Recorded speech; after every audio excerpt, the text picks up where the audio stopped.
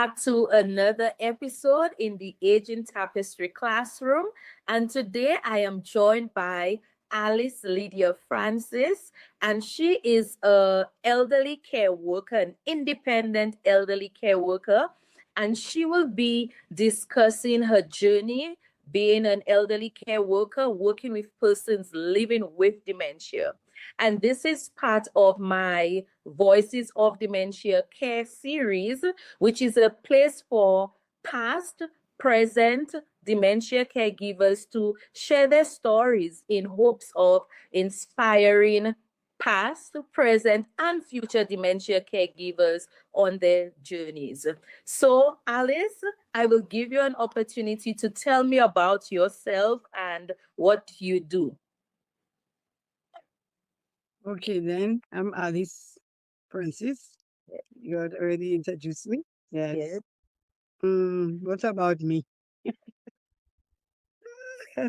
Normal person. Normal person. Where are you from? I'm from Menadil, first of all. Uh-huh. But yes, Menadil, Saint Lucia, well, Castries, Saint Lucia, but I'm presently living Egad on the Don. Okay, nice. So how did you get into the field of being an elderly care worker? It's years now. When my mom fell ill, Mm-hmm. I watched my mom went down from my mom Mm-hmm. to zero. And it was hard for me watching my mom as my mom to zero. Yeah. And it was very hard. But within the time of watching her, my sister was taking care of my mother. Mm-hmm. And I could not because it was personal for me. It was my Yeah. mom. So my sister did the job, but every time I would go and check on her, I would speak to her, I would ask her about my mom, I would ask her certain times. I would have to put a mask on, pretend to just to go and see my mom. She Yeah. was ask, she would ask for me since I'm the last girl of my 11 siblings. Mm-hmm. So she would ask for me, and then on and off, I would try and go and see her, try and speak to her. And within that time, I observed that my mom was going lower and lower and lower. Within that time, it gave me the love of watching people.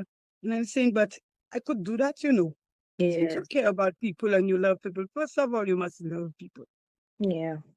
You don't love people, just leave that job alone. Mm-hmm. Because when you start the journey, the people you start taking care of, they're looking forward to see you. Yes. Instead of their behavior, they're looking forward to see you. And being a caretaker, you end up being like family to them, Yeah. whether you want it or not, because you're spending time with them and around them. Yeah. So you build an attachment to them. Okay. So did your mom have dementia or she had some other sickness? My mom died from cancer. Oh, she died from cancer. I'm sorry. So seeing your mom go through this, having that kind of experience, that sort of fueled your interest into caring for elderly persons, but And therefore, people. being there for people. So let's talk about your journey. I know you mentioned that you're an independent elderly care worker.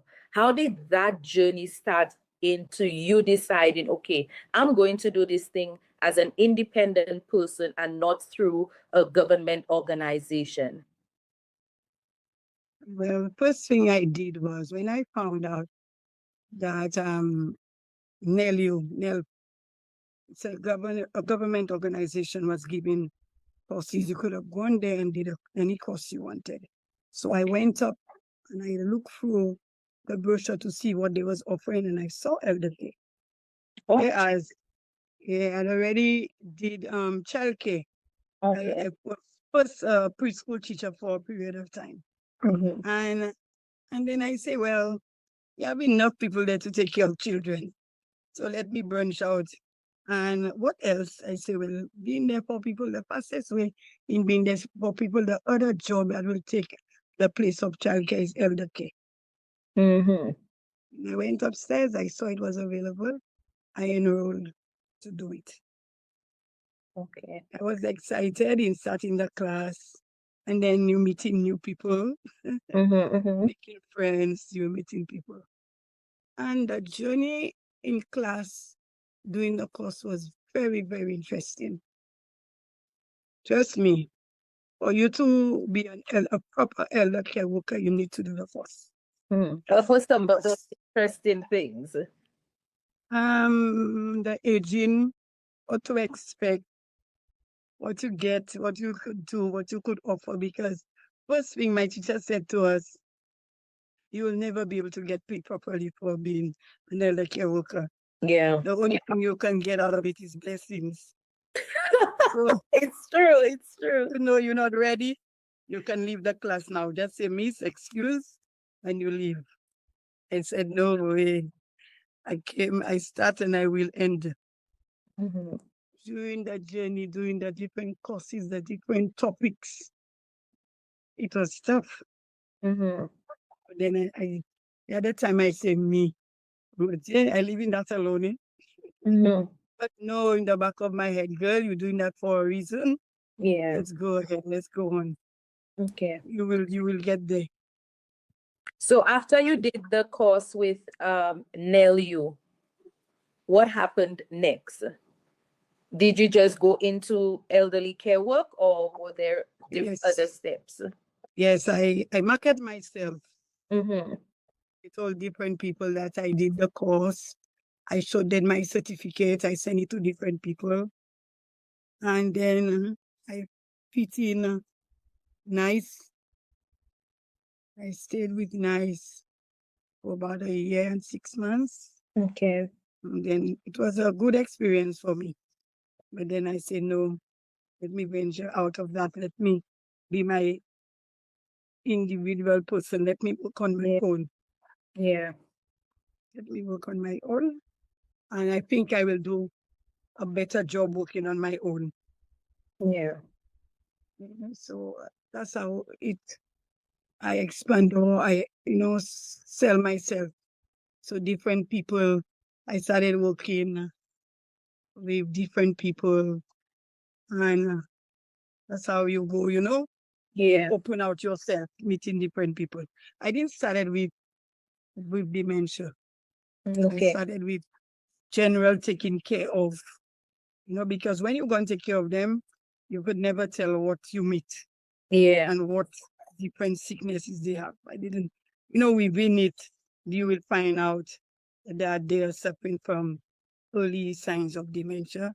So, were you prepared? Like, can you tell me about your first time meeting somebody living with dementia, Alzheimer's, vascular dementia? What was that experience like? And were you prepared for it? The courses that you did with NELU and all of that, did it prepare you for that day? Oh yes, it did. Mhm. It wasn't a problem because since I was already in it for a while, Yeah. and we did behaviors, attitudes, what to expect, what to Mhm. receive, the Yeah. questions some of them would ask, the way they would communicate, and you must know how to communicate with them. Mhm. Then you will know they're suffering with dementia. Yeah. They ask, they will ask you questions long time, not the present. Sometimes you'll be able to answer them, and sometimes you'll not be able to answer them. Yeah. You understand? Working with dementia patient, it has a lot to do with the family. Okay. Can you expand more on that? Mm. The family has a lot, will make it easier for you with their work. How they saying, a passa, for close with you. When you say Uh, passa, close with you. mhm. Because remember, you're helping them. you're making life a little easier for them, because it's not all family members that will be able to deal with seeing their family member for how they knew them and Yeah. how there is now. Mhm. Kind of difficult for them. So working along with your caregiver, they'll make it a little easier or a little lighter for you. So communication is one of the strongest things there. You must learn Mhm. to communicate with them, and they themselves have to communicate with you. Anything Mhm. they observe, any changes, what they see, and Mhm. so you'll be able to work along with them. Okay. Can you give me an example of a time where you thought that a decision was the best one for the for your client, but the family member thought that no, I don't think it's the best decision, or maybe it might be a case of like denial or not wanting to admit that my loved one needs that particular help or that particular service. And how did you navigate that, if you ever had that kind of experience? Well, first to begin, let me correct you there. You are not, in spite of me being a elder care worker, I Mm-hmm. am not in the level of being a doctor. Doctors, doctors diagnose these things and they give recommendations.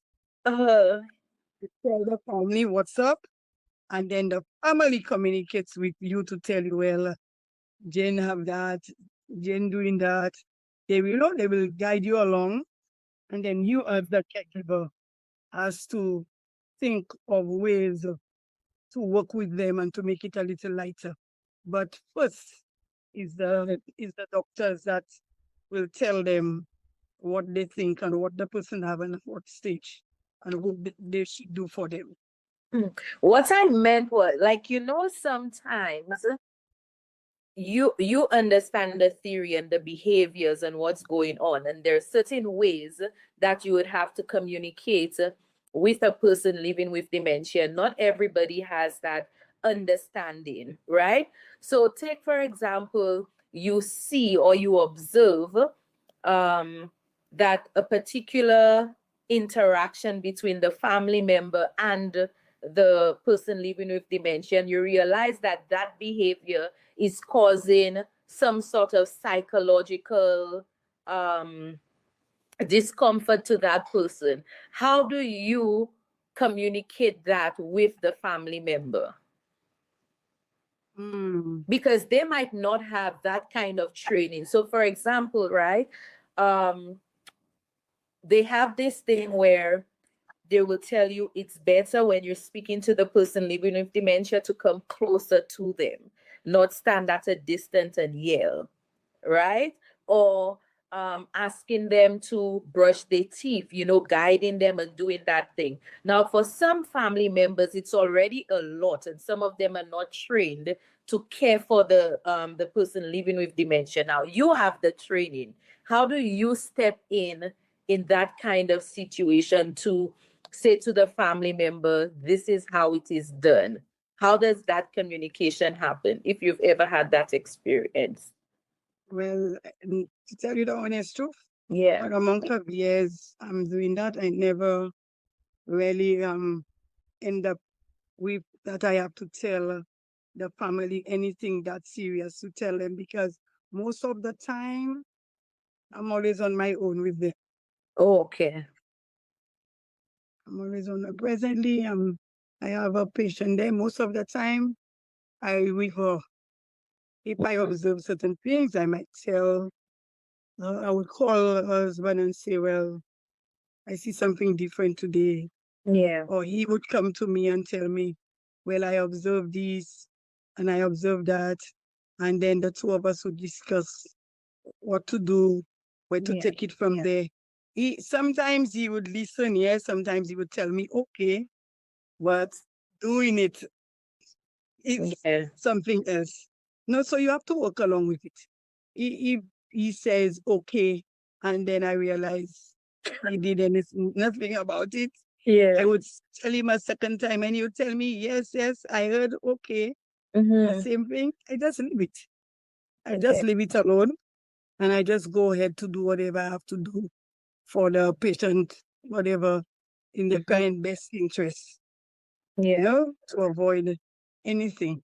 Mm-hmm. Yeah.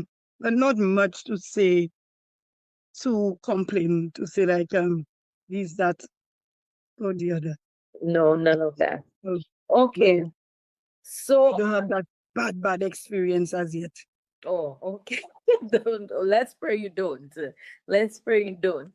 So tell me, what's a typical day in the life of a independent elderly care worker? Like, how does your day go when you get to the house? Wow. The first thing is to make sure that your client is okay. You have Mm-hmm. to make sure they're comfortable.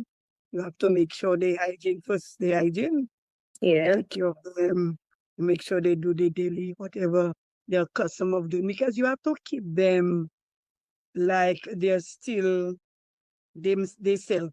Yes. Whatever they're accustomed of doing, you have to continue doing with them. You must never stop them from doing what. You just have to guide them. You just have to keep them. You just have to watch what they do and, guide them along. If they can brush their teeth, you allow them to do it. Yeah. They can shower themselves, you allow them to do it, except if you end up with a bedridden person, Yeah. then that one, you will not be able to help them. You will have to do it on your own. But once the person can help themselves, they Mm-hmm. can contribute in upkeep, Yeah. you allow it. Don't stop them. Mm-hmm. You just watch them. Sometimes when I come in the morning, the first thing before I take my client to give her a shower, I would clean up her room, make her bed, and I would call her. I would ask her, come, let the two of us fix the bed, because Yeah. she can speak. Now I realize when I come, she make the bed for me already. Oh, that's Yes, she nice. make her. Yeah, she might not do it 100%, but Yeah. then she still make the bed, and I'm telling her, you make the bed already. Sometimes I would do it, sometimes I would leave it just for her to understand and to learn that she can still help herself. She can, if I taking her for a shower, whatever she can do, I would allow her to do it. I would allow her to give herself, bathe herself, to tell her, well, what you cannot do, I will do it. But I would still, you must always let them help themselves. Yeah. You allow them in choosing their clothes. You ask them if they like that one, if they want that. Mm-hmm. The only way, if they're blind, then you make your own choice of what to wear, put for Yeah. them to wear. But in everything they can do, allow them to do it. Yeah. My advice is allow them to do it. It will keep them. If all you could try to keep them active, Yeah. yes, let them do it. And it gives them that sense of belonging, that sense of belonging, dignity, and Yes. all of that. Outside of the hygiene part and getting them involved, like what activities have you been able to do to keep the mind stimulated? Sometimes, well, she used to plant flowers in her yard, and she have a lot of flowers. I used to take her to see her flowers, Mm-hmm. speak to her flowers, let her touch her flowers, and Mm-hmm. stuff like that. I would tell Yeah. her, let's go out. But I would avoid going by the gate. Okay. As a kid, because since she has dementia, someday somehow she could think that's normal. Because she Yeah. used to go out of the gate to go to work, Yeah. so I would avoid day. Mm-hmm. Lo and behold, a day I came to work when I was well, I spoke to her, and then I was looking for her. I cannot find her. I asked her husband for her. He tell me he don't know, but as if she was there, I told him no. You know where she went? She went under the house. Because sometimes when I go and open the clothes, I would bring her with me. I Wow. would, she went under the house Mm-hmm. to pick up the clothes. When I came, yes, she was trying to take off the pegs Uh-huh. from the clothes. I, I said, but that is, I have to monitor that very well. Yeah. as something I saw. Now I don't take her around the yard like before Yeah. because she went under the house. She took off some clothes. And mind you, not one outfit of hers. All the clothes she took and put on her arm to bring up is her husband's own. Really? His shirt, his boxers, these things alone she took. I was just laughing. I said, at least she still understand what she used because nobody did do what they used to do. Yes, yes, yes. They used to do, open his clothes, fold his clothes. If I go into the house and take up the clothes, she would come in the room. She would fold his t-shirt, fold his boxers, but hers did the same place, eh? Yes, yes, Not yes. for us. Mm-hmm. She would call me, deal with his clothes. I would Yeah. say to him, you see, your wife still knows you. She still understands her Oh, yes. she used to do for you. Mm-hmm. Although she has dementia, eh? Yes, because there is this theory, and I spoke about it in one of my earlier videos called the continuity theory. And it says that who we are doesn't just change as we begin to age or we get diagnosed. It is still there, it's still ingrained. And sometimes it shows up in different ways. Maybe not every day, but on and off, it shows up. And that is so beautiful to see all the time. Well, for her, it's every day. For her. And the other thing is, I don't know if I should use that word, the kind of people you ended up taking care of. Because remember, in society, they put us in different class. Yes, yes. And for she was a working person. Mm-hmm. Uh, you can say a top. So she was very private. Oh, okay. And trust me, it's very difficult taking care of these kinds of people. Mm-hmm. When it comes to the, when you have to give them the hygiene, take care of them, when to undress them, Yeah, stuff. She would ask me, what you doing me? yeah. What you doing me that for? And you have to explain because she's not accustomed of people doing that for her. She's Yes. accustomed to do it on her own, Mm-hmm. you know? It's very, very difficult to undress them and to help them take care of themselves. Yeah, that's a very interesting point because I remember, and sometimes culture plays a part in that too. Because when my friend, she was caring for her mom living with dementia, they're Kenyan, and her mom felt more comfortable with the health aide or the elderly care worker like doing the hygiene stuff instead of the daughter, right? So they have like that sort of boundaries, even despite having dementia. I also came across an article last night that said that men would prefer do the set the appointment, like organize stuff, than take care of the hygiene responsibilities and I the can tell you, yeah, so it goes back to culture and gender roles and how like just how things have been constructed for us, and that influences how we provide care. that's me. Yeah. I'm experiencing that day right now because when I did the interview with the husband, that was the first thing he told me. He don't feel comfortable doing Yeah. that. He will do everything. Don't cook for his wife. He will cook for his wife. Mm-hmm. He will do anything when it comes to her meals, her breakfast, her lunch, whatever. But Yeah. anything else, it's a no for him. To him, it's not comfort. He will use the word it's not comfortable. Comfortable. Yeah. I'm saying, but that's your wife. Yeah. Said yes, but she's a very particular person. Yes. That's what he would say. She's very particular. So for him, he don't think he can do a good job as a man. So he wants a lady to do it. Because Yeah. he would say, I like how you and my wife get on. It seems my wife loves you, you know me. Yes.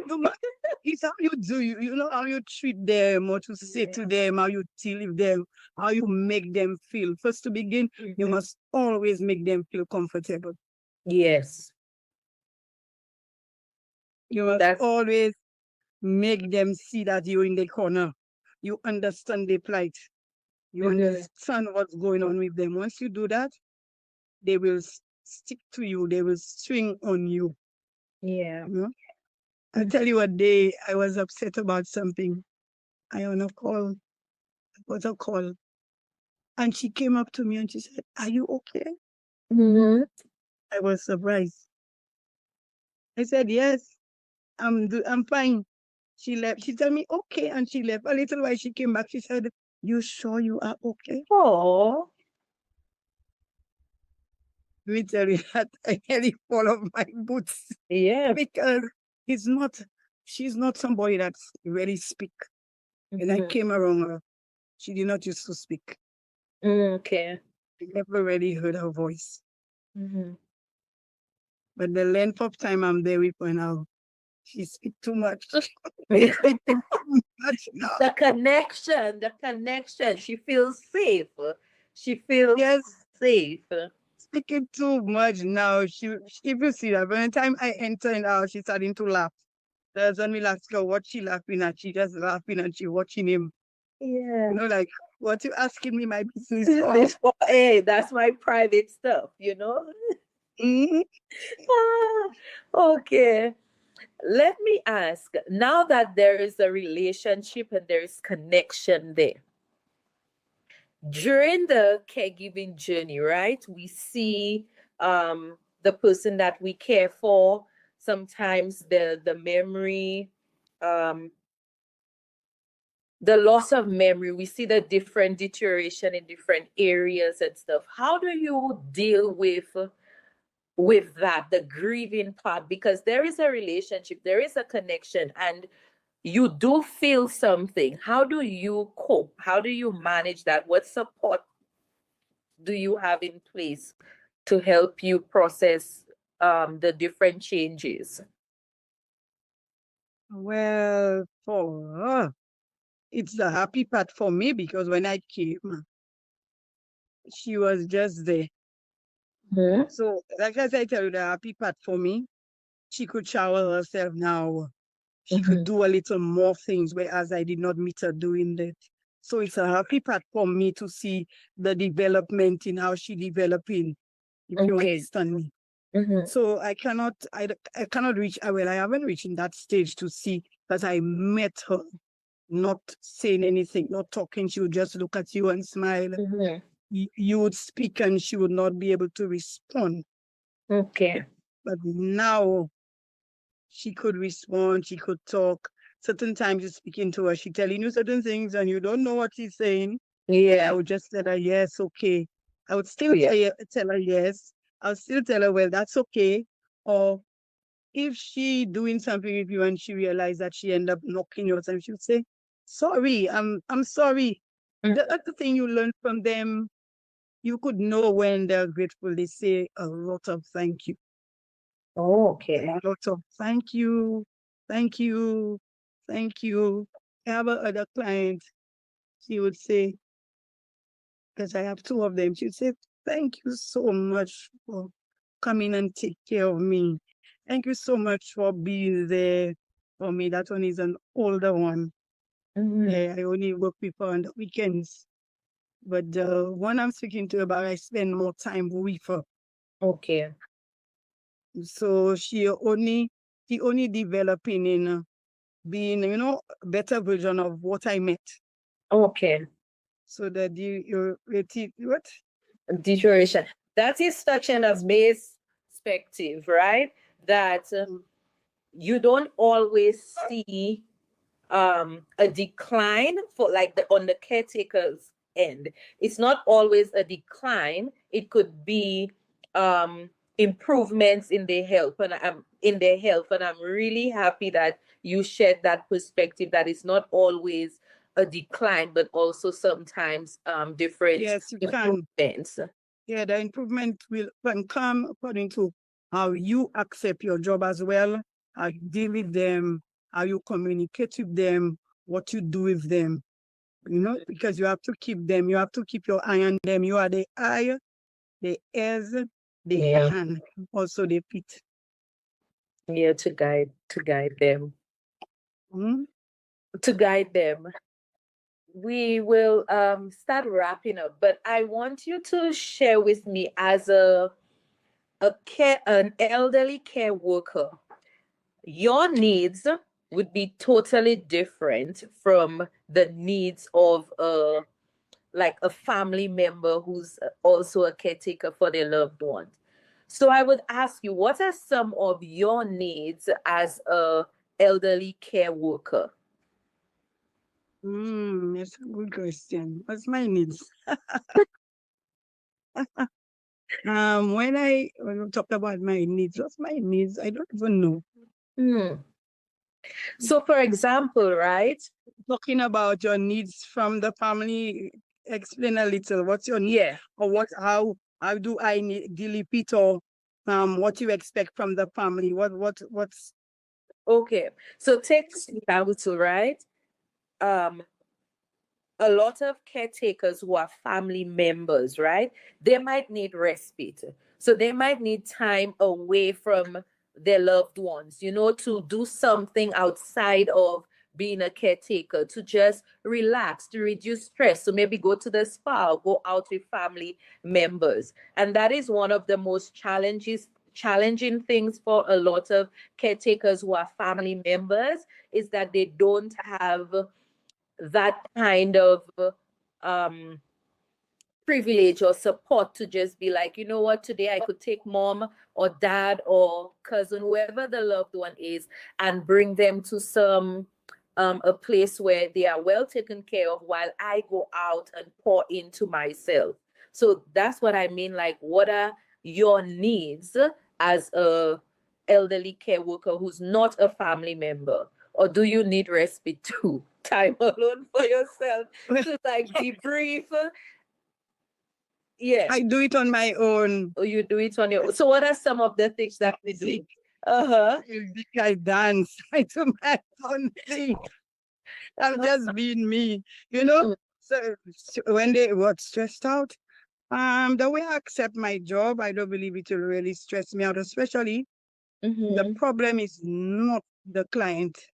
Okay. Somebody stressing me out is the family members. In what way are they stressing you out? They are not being cooperative. Oh, yes. They are not being respectful. They don't respect you. Don't talk if they think they know you. Oh, okay. You understand that? If they think they know you. Okay. Okay, then. So the way I accept my job, it cannot stress me out. Okay. Because I already understand that you're dealing with people that they are not themselves. They are no longer them. So you expect them to do things that's not normal. You expect them to do things, and you should know how to deal with it. So they cannot stress me out. The family members will stress me out. Or not stress me out, get me vexed too, when they are not doing the right things. You know? And they are not. They will think that I'm paying you, so it's all up to you. You have to do this. You have to bring heaven down on earth for them. And they're everywhere flying kites. No, no, no, no, no. The job is equal.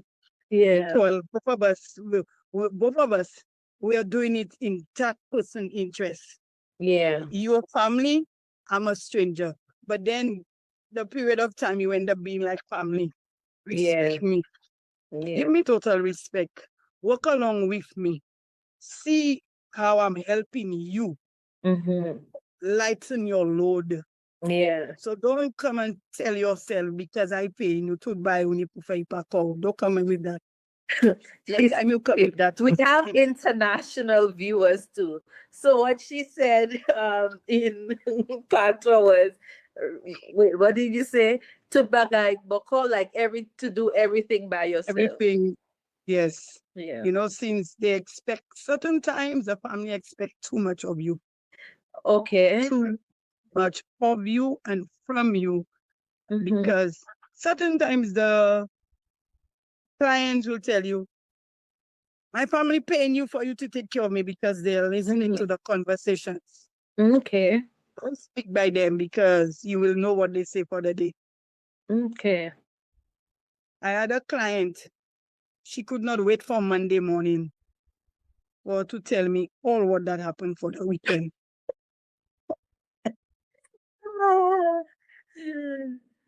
He don't That's leave me here. insane.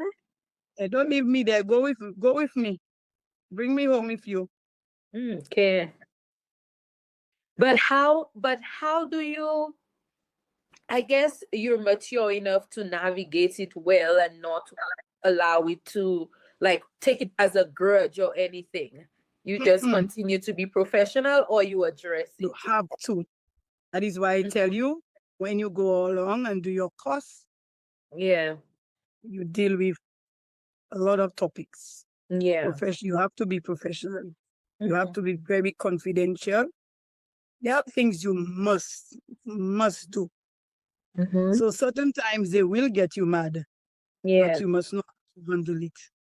Mm-hmm. When I reach home, I'll quarrel with myself, and just so I quarrel in home. But you Yeah. cannot do it there, and you cannot do it in front of your client. Yes. Because even though you think they are not there, they are there. Okay. His sense is still there. Well, Remember, your sense is the last thing that leaves you at least. totally, yeah, Yeah. that leaves. So even though they don't speak, but they sense speak up, their sense is still sponge. It picks up everything. Okay. A good way to end. If you had any advice for anyone who's an elderly care worker or somebody who's interested in becoming an elderly care worker, what would that advice be? Go ahead. If that's the feeling you have and you think that you can manage it and you want to be there for people, I advise you, but go through the course, the channel first. It will help you. It will give you patience. It will make you understand that you are doing what you're doing for a reason. Yeah. You want to make it a little easier, a little lighter. My other stage is hospice. I always think that I can reach as far as working in a hospice. Oh. That's how I see myself. So it cannot stress me out, like as I tell you. Mm-hmm. I accept whatever because they are no longer they self. It will be harder for to tell you, it will be harder for the family member because, like as I ask the husband sometimes, they are married for 50 something years, and I'm telling him, how are you dealing with it? Because you know her that way, and now you've seen her that way, and it reached as far as they're not remembering you. Yes. Yeah, so you can go ahead.